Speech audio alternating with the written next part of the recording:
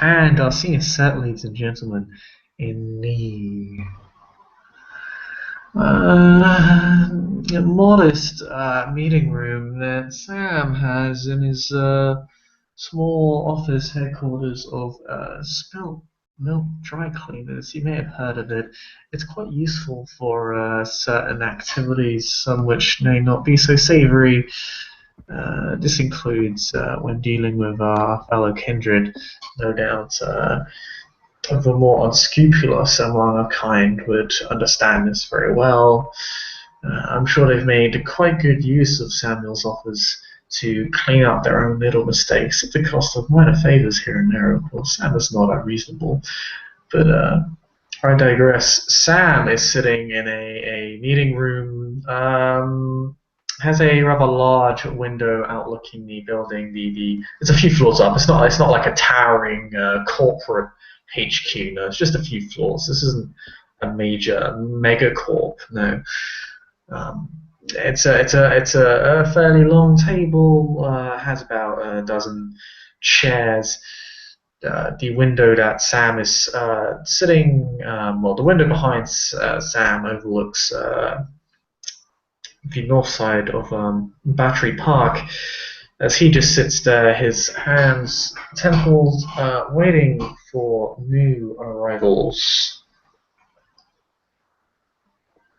Vastly Um, recognizes this. Oh, sorry, go ahead. Go ahead. You first. You first. yeah.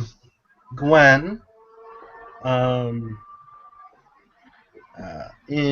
She receives the message.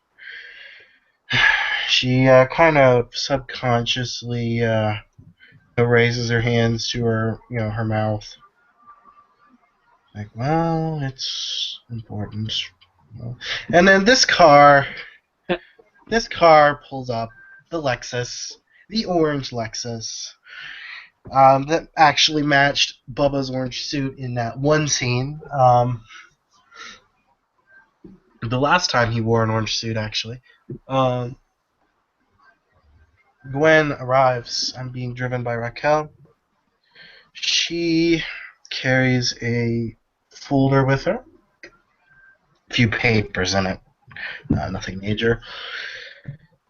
And she goes up. Vastly probably arrives in a slightly less expensive, less noticeable vehicle, but he is being chauffeured. His bodyguard waits outside, possibly passes time with someone in the laundromat. If the whole laundromat front type thing seems rather familiar to him because, well, been in this sort of place before. If everyone were speaking Russian, it'd be just like home. But in any case, he proceeds wherever he's supposed to, leaves the hired help outside. His teeth are, of course, fully repaired and everything else.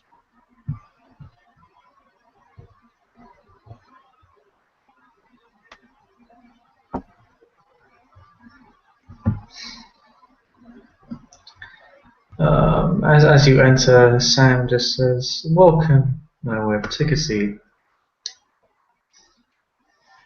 You'll just gesture to the general seating area that you choose for yourself. Less formal than the Primogen. No named seats or anything else. Perfect. No, you are free to choose. He just kind of gestures around and allows you to choose for yourself. Vastly takes a seat. Doesn't seem he's not as formal or stiff as he was the other night either. He's just like, all right. Gwen takes a seat. In her folder, She's actually, spent the rest of last night, kind of almost, starting to pen a letter. Then she, shook her head, crumpled up the paper, and just threw it into the fireplace. Deciding against the particular words she was going to write. Indeed, she doesn't see a need to write about this. It won't solve anything. Whatever she was going to write about. She takes her seat. She has her notebook, and she sits. Yeah. He'll say, "Oh, welcome, my protege. Please take a seat next to our dear Lip. Now, after you take your seat, Sam will say, now that we're all here, I suppose we can call this meeting a go. Suppose the first thing on the list is, well, what just happened. I'd like to say that while things didn't go, needless to say, as well as it could have gone, I'd like to say that I still fully believe in your capability to get the job done. We are Clan Ventru. After all, we are nothing if not providers. I will not ask questions as to what actually happened. Yes, in the meeting that we were told of.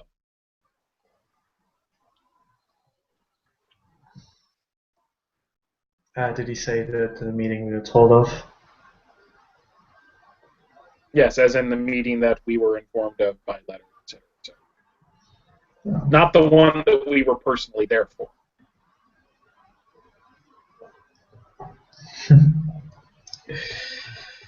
Well,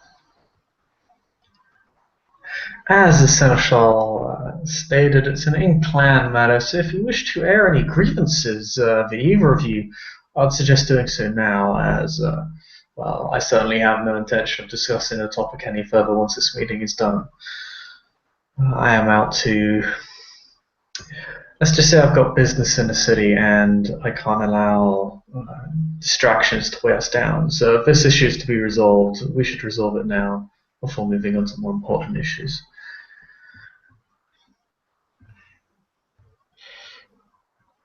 The meeting went as explained. Gonna roll on that.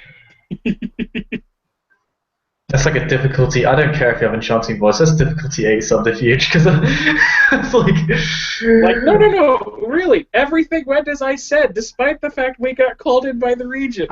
I think No, it just went as described. She didn't say she described it. That's or just who true. described She's not saying it went well. To be fair, Yeah, she's not she making said the it went as implication described. Except, well. as described in her letter would mean that the Seneschal had decreed that we would be stuck with yada yada, which that's not how it happened. He lied about it. So I'm getting confused by letters. If that's what you're saying, if that's the meeting you're talking about, Gwen, then yeah, I'd say don't bother rolling because Sam and Zukov will both be aware that that's not a true statement. Yeah, there's not even a point rolling to that one. It was definitely stated that David Mason would be a fledgling of Clan Ventru. Yes, but the problem is who made that decision. She posed it to her fellow Ventru as, this wasn't my call, this was the Seneschal. And that's the thing, is she just said as described, and she didn't give any more clarification to that. Now, okay, sorry, go ahead. Keep going. A night hence, at a meeting with Mr. Mason. Sorry, she looks at Spillane, recognizing that she calls him Mr. Mason too, instead of Mr. Spillane for some reason. Sam looks more amused by this than anything else. David, I told him the truth of the matter, and it seems he is looking for other options. As he expressed to myself, and as I'm certain he expressed to Mr. Spillane, that if a clan should offer, that he would be free to choose. I informed him that I rejected his offer, that we rejected his offer, that we could not come to an agreement that was beneficial to him, that was satisfactory. So if I may get this straight, you're Hold telling up, me. hold up, one moment. And then Vasily pulls out.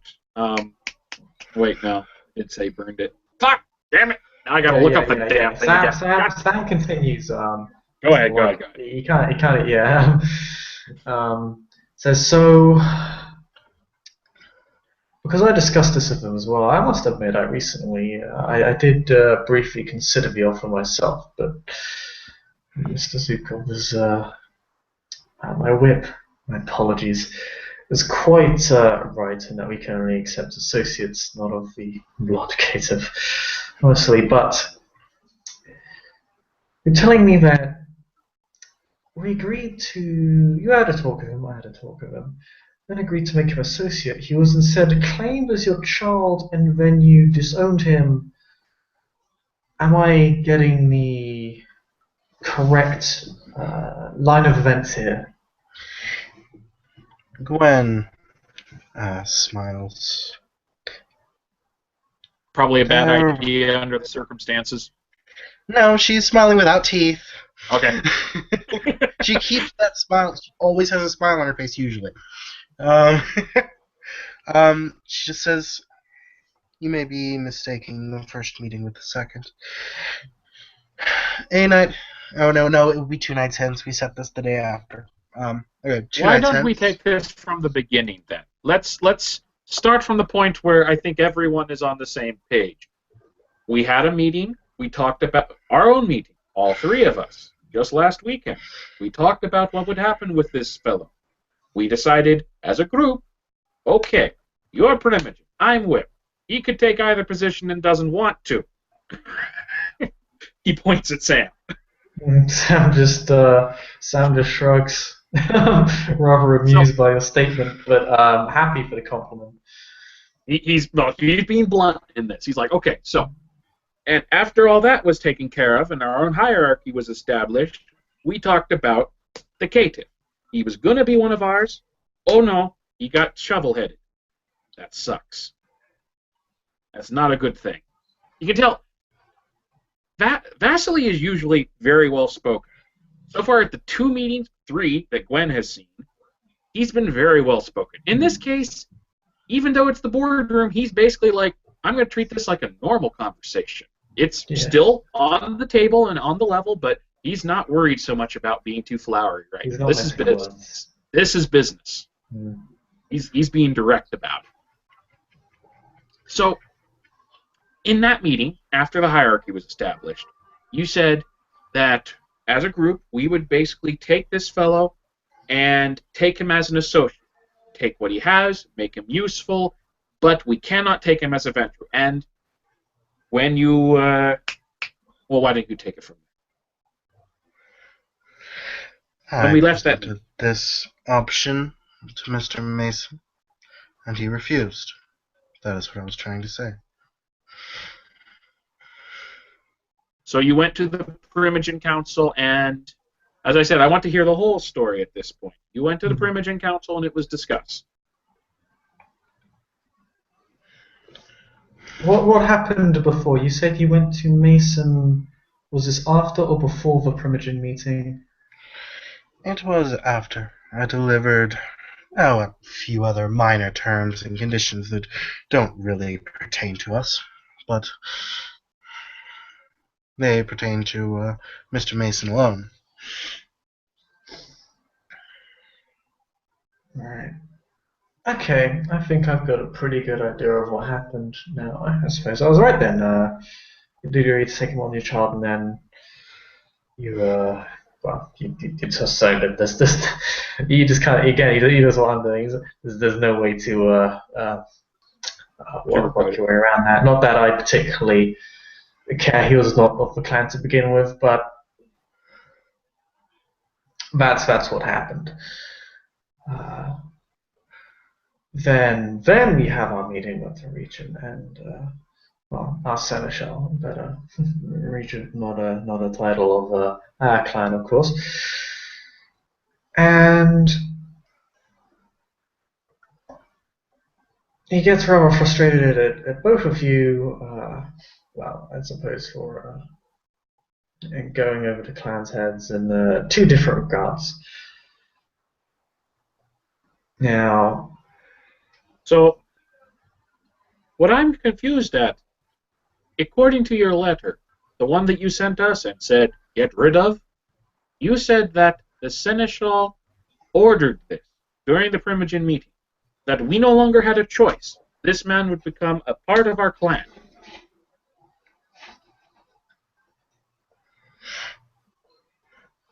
He did say that the man was a fledgling of Clan Ventru. What is there to be confused about?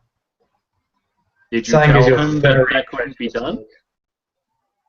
Did you tell him that couldn't be done? That The we could meeting not take ended him? rather abruptly after that. Were you given a chance to say anything? Could you have taken a moment to say, oh, I'm sorry, he's a caitiff? No. Let's not get too emotional right here. First and foremost, we're establishing what's going on. We've already had enough finger pointing for one. Well, already had finger pointing last evening. We don't really need to do it again. We both know who isn't and who is at fault after all. The Seneschal pointed it out for us. Now,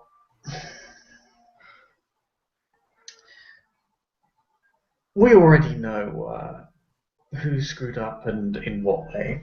And I'm sure it won't happen again, of course. I'm sure we'll be much more trusting of one another now.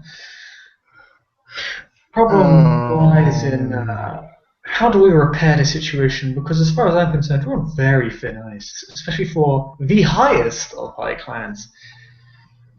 The problem here is not what necessarily what you both did. The problem lies in the fact that the consequences are more severe than they should have been.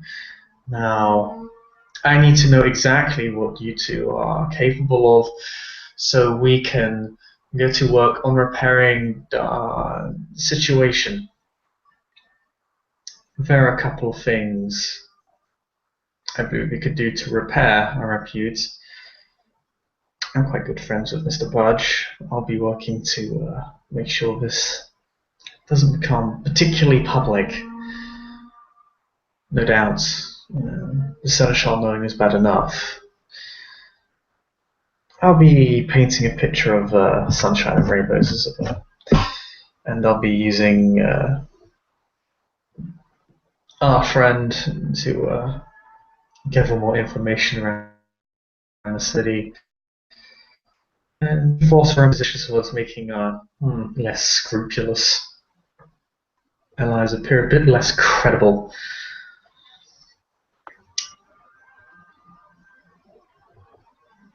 Now, I am currently looking to track down some rather unwanted individuals, hunters. I'll be working to find them and deal with them in due time. There is also an Inquisitor. Sorry, not an Inquisitor. I'm not sure he knows. Sam doesn't know that term. Reckon that. There's also a rather empowered Sabbat I think individual. Gwen did tell him, actually. Okay. Because Gwen does know. Oh, that's true. Yeah, you did tell him. There's also a rather renowned Sabbat Inquisitor, as he's called, and he just brings up his phone and shows you the image. He actually has a picture of the man around the city.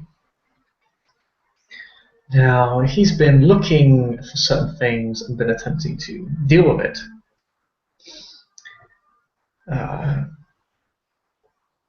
He is our enemy and he needs to be eliminated post-haste. Unfortunately, he's proven rather hard to track and rather hard to stop. He appears to have access to abilities which are beyond my own purview.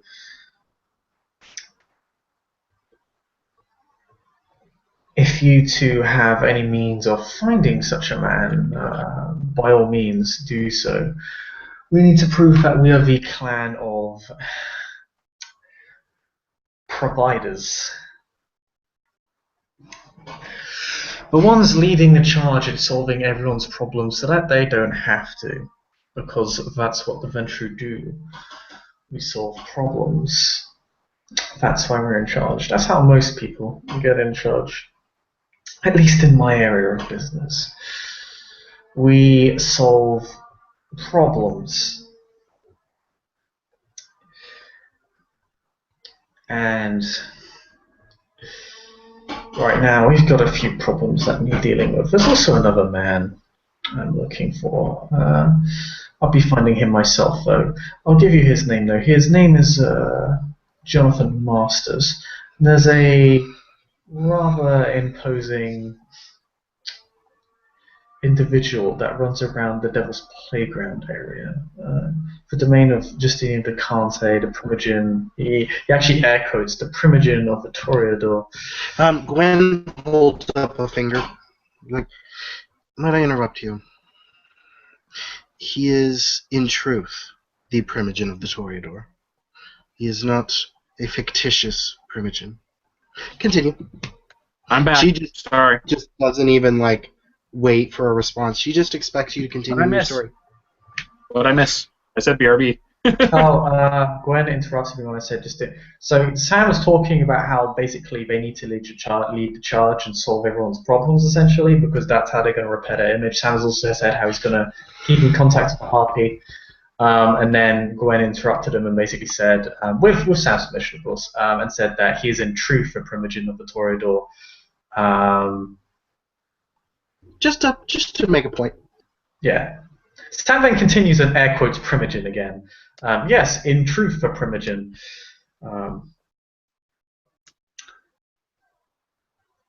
Now, this individual goes by the name of South. I've noticed a few interesting things about him. First of all is that he appears rather unnaturally strong. The other that he's cold.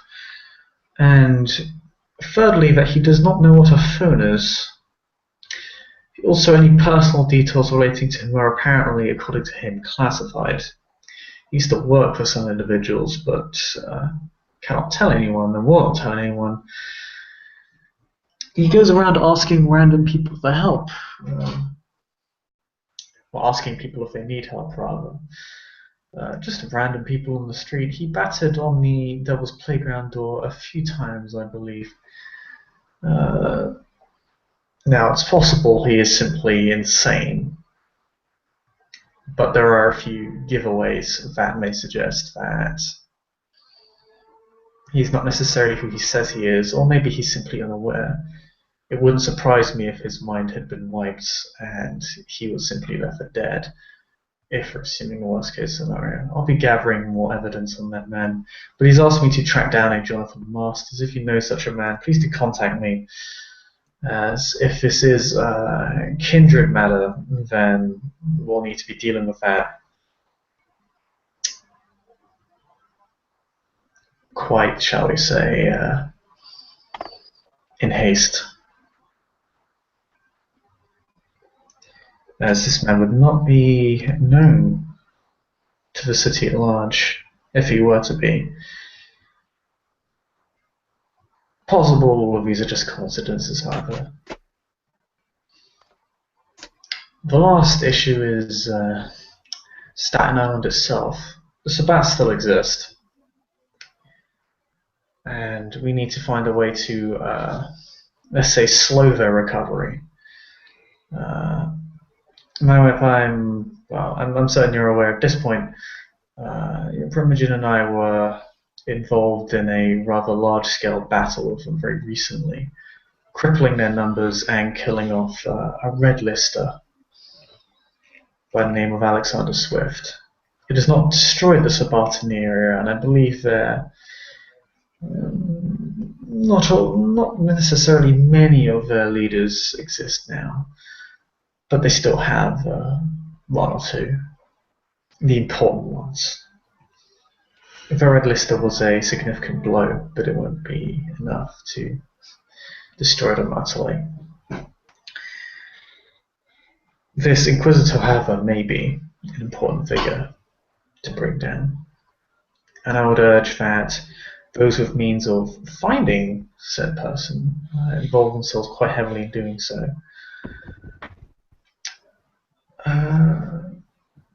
I deal with certain less savoury aspects of society which allow me to dig deeper into certain areas that normally most people wouldn't be able to.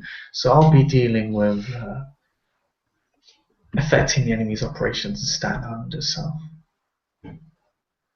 Mainly from an information gathering standpoint, however. I don't quite have the clout yet to engage in a full-scale war. But that will happen in due time. Yeah.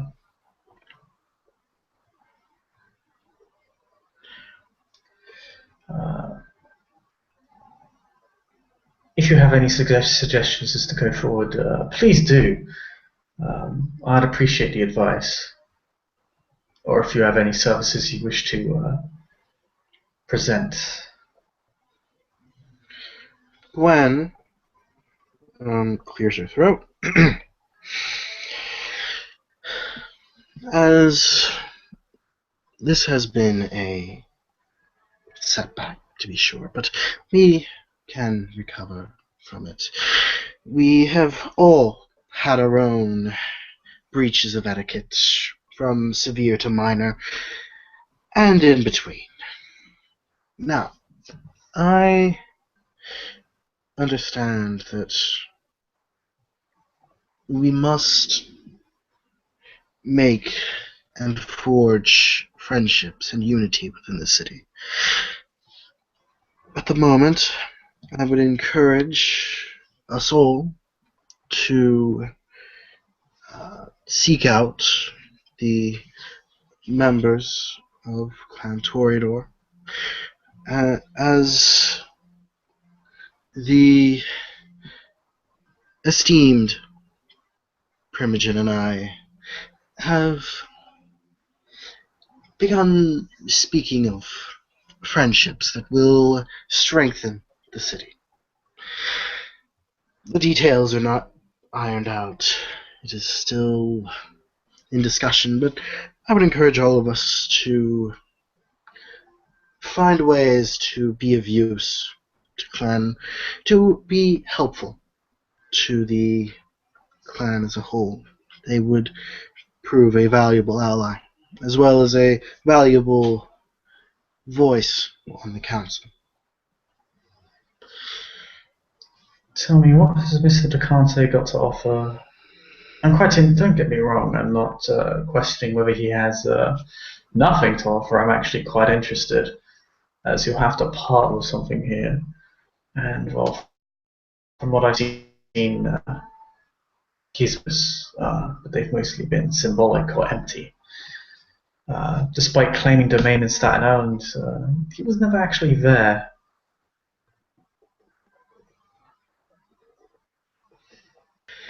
We were. Our entire clan showed up. I believe only one of his did.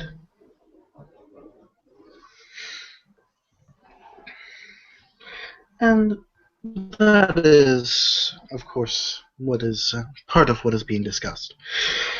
Well, it will. Discussions will continue at our level. I would encourage the both of you to seek out the other members. I believe there are two of Clan Toreador, Mr. Lejours and Mr. Whatever Ricardo's last name is, because I can't remember. The player can't remember it. And forge relationships with them. After all, they are another of the Highlands. I found that the Toreador seem to reach peaks and valleys. It's interesting to see. Ricardo definitely seems to be at a high right now. see how Mr. Decante fares. I would suggest being, as he just looks out behind him, being so close to Staten Island as we are,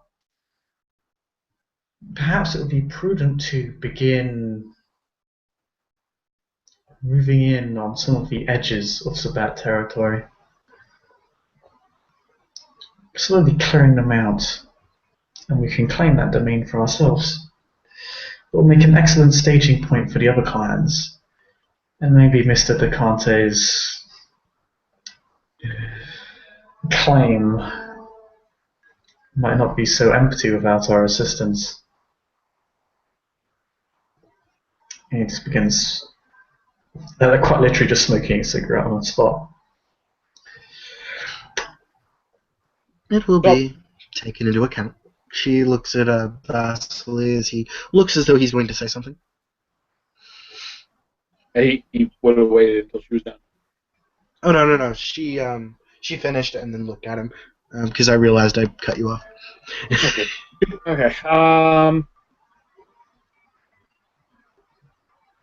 To answer your question, which seemed to have been misplaced somewhere in the shuffle there, I'm not particularly good at locating a person. That doesn't mean I have no skills to offer.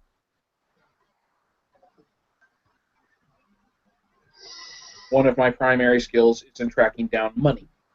How it's spent, what's done with it, how to make it appear to be somewhere else, doing something else, or any number of things.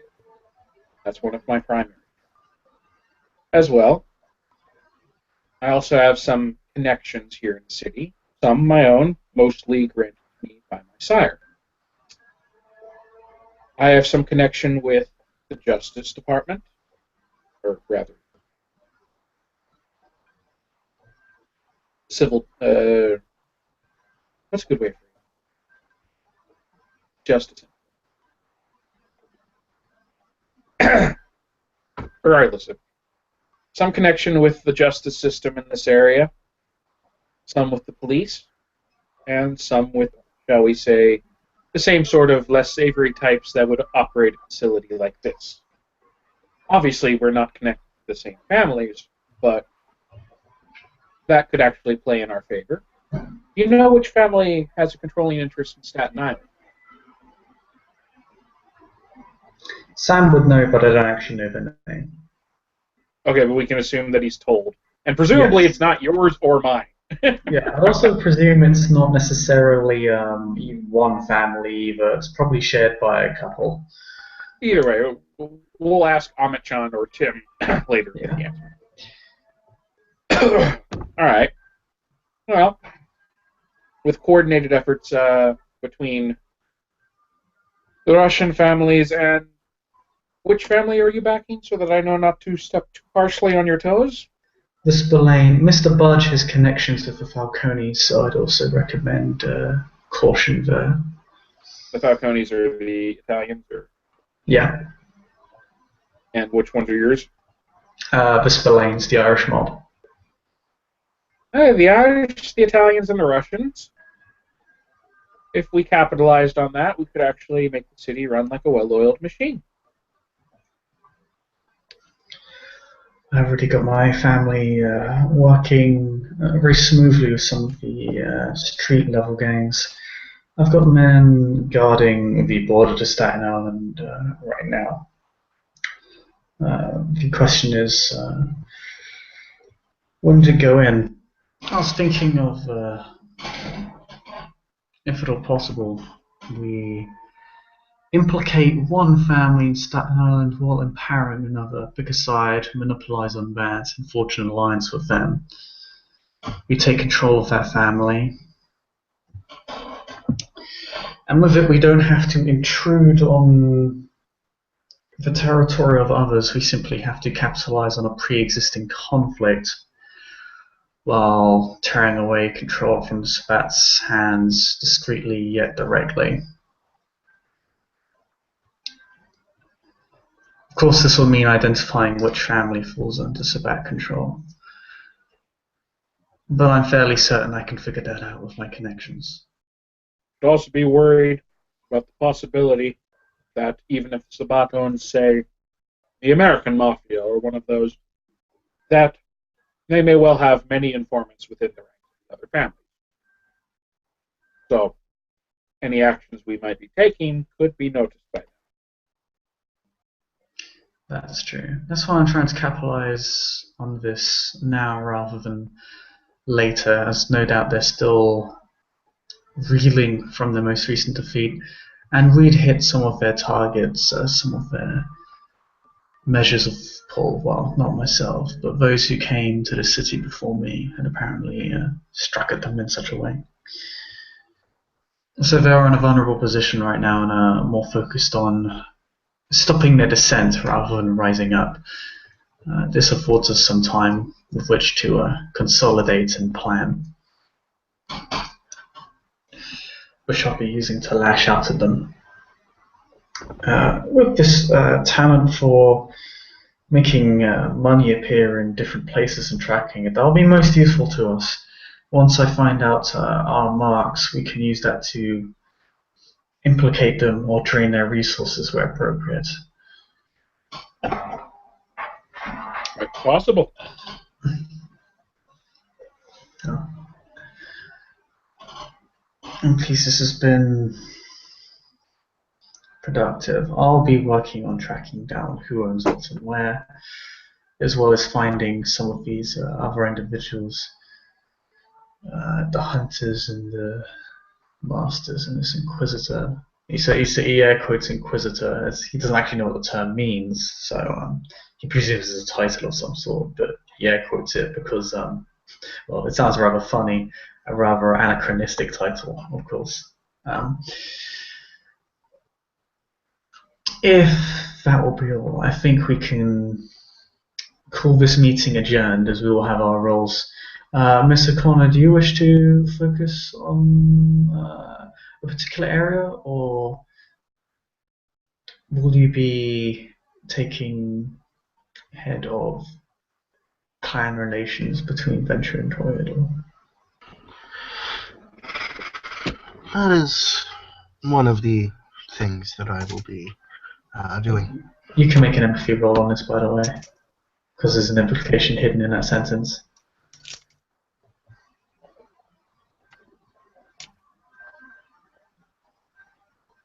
Oh, he went off. Oh, no. Okay, that's not one, that's a 7, right? Yeah, he's implying is that, so the implication is that all you're going to be doing. He's kind of implying is that are you going to do more, or are you just going to talk to Toreador? Of course, it's only that. He's questioning whether you're going to be talking to other clans. You can actually make an empathy roll on her response. Yeah. Yeah, that's fine. Well, I get 3 successes, so. She did say it'll be one of the things I do. And the implication is she doesn't have to tell you, so she's not going to, unless it's pertinent. Oh, so what's the implication? Sorry, because you lagged a little bit. Oh, the implication is she's probably going to do something else, but, well, she's only going to tell you if she feels that you need to know. Also, use her first phrasing. If she doesn't have to tell you, she's not going to. Yeah, basically. Which, I mean, Sam seems to visibly note by, it's just by the way he seems to move. He doesn't seem to be offended, but it's almost like that he just seems to note that for later with this invisible interaction between the two. Can I make a perk empathy roll to pick up on any of this? Yeah, no? fine. Yeah, because this is something that's happening right between you. And I'd say it's like difficulty probably -1 because it's like so there's some tension in the air. Yeah, I probably won't make it, but. Well, depending on how many successes, 2 successes. Okay, you kind of pick up on this that there's definitely some tension here, and Sam's definitely kind of making kind of a veiled So Uh, like a veiled question and an evasive response is what I'd get out of it. Basically, yeah. And Sam seems to note that as a bad thing as well. Yeah, Vasily just rolls his eyes and it's like, trust, yes. Huh. I think we need to work on that. Oh, certainly. If it is pertinent to the clan, it will be shared in due time. She smiles at Vasily. I doubt you wish to know where the or where or when the ghoul of the harpy uses the restroom. That is not pertinent information. I would not share it with anyone. There would be no need. I don't even know what the two of you are talking about behind all that, but Sam just just saying. gives you kind of an again, it's that kind of incredulous look, as in he's not buying what you're selling. In fact, the way you justified it almost seems to put him off, almost. And it kind of, Um, yeah, it's like that look, like What it's he's not trying like to say, what he's trying to say and or imply is that he didn't pick up on the full details of what was said. He got the gist that something was being said behind what was being said. There was some innuendo going on, or a subtle, as you said, veiled question, veiled answer, oh no, this isn't evasive directed answer. at you. Sam's Oh, look isn't okay. directed. Oh, okay. I thought it was directed at It's Vasily. directed. It's It's like, that the way like, she's like, this isn't pertinent information. It's like Sam obviously views this as a straw man. Um, that he doesn't buy into this argument at all. He kind of gives you like that questioning, kind of amused look, as in kind of really, it's almost condescending. Um, and with that, he'll say, "Well, then, with all our respective roles, I suppose we can call this meeting adjourned." Gwen will hang behind after Vasily leaves, just for a moment. She'll wait for him to leave first. And then she'll stand, um, go to the door, and she's actually adding her status to this too. um, she Yeah. just looks at Sam, and just says, "Speaking of things that we're not going to dwell on." Don't roll for that. If you think it's the thing, if you think you're gonna don't roll about Sam doesn't care. Sam straight up doesn't care about Justinian. So No. She's just gonna say, "Now, I would hope that you would remember your sire's instruction regarding etiquette, and I would hope that I never again hear of any one of us, myself included, blatantly disrespecting a Primogen or any other member of the court." yeah, And Sam with doesn't care. that, without That waiting, doesn't matter. that was He doesn't care charisma. about That was actually Justinian. charisma intimidation. yes, but Um, I just gotta say, based on the situational context, there's got to be a penalty to that roll. There's got to be a penalty to You that roll. did just get She's the your one who teeth sent out knocked out. 2 letters Both of bitching you out the got court boundaries. both of you got heavily disrespected by the seneschal, and I've kind of made it a point that Sam really doesn't care about Justinian or your position. I mean, it's cool. You still got 3 successes, so Sam takes note of this. yeah, But she was focusing on the part of, I hope you'll remember what your sire taught you. That's he doesn't. the That offends him because you don't know his sire. He thinks you're presuming. If you say that, like, Oh, she did. She said that. And she just yeah. said, "I hope you'll remember the teaching of your sire." And she just says it as though it's a normal Ventrue thing, Um, and she'll just leave. yeah. Sam takes note of that. Which you didn't. You're 3 successes, so I'm not going to say you mystically botched a roll or anything. But it's just the way in which it's said. It's just he doesn't really respect most of the Primogen in the city right now, right? And Sam takes note of this. Yet another individual who clearly doesn't know their place at all, and is blatantly trying to put rank on him, which he cares little for. All she said A just rank which we let her have, by she the was way. referring to blatantly disrespecting him. She didn't care about what he thinks. Oh yeah, the thing is that Sam just doesn't care, right? I hope he has more etiquette than that, though. But anyway, No, he has etiquette. But the point is that in Sam's view, he's in the right shocking. because it was Justinian who broke etiquette and disrespected an individual who approached him with an open hand and with respect, and then almost caused an incident in Elysium. So Sam is aware of that and views it as such. So you blaming him for this is to him disrespectful. Also, incredibly, yet another betrayal of the clan, which you'll remember. But he won't play on it particularly hard because he did get 3 successes. So he'll just take note of it and probably will just store it away for later. He's not going to actively pursue vengeance or anything.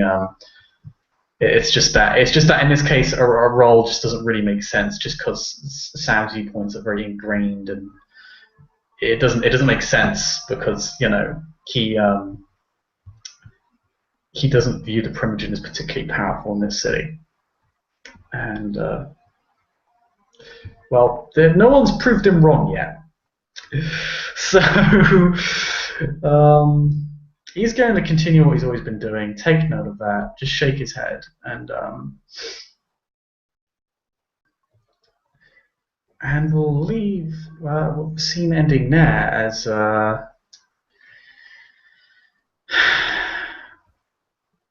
He does know that as a Ventru.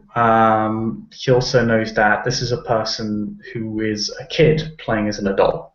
By Ventru standards, yes. So he doesn't. He still has the title. Doesn't matter. Yeah, it does. No, it doesn't. This Primogen has no power, so he doesn't care. Yeah, he does. He doesn't. Sam's just going to go away with what he's always been doing. And, well, again, he hasn't been proven wrong, so we'll end the scene there. Sam just kind of sits and thinks on this night's meeting. Thank you for watching.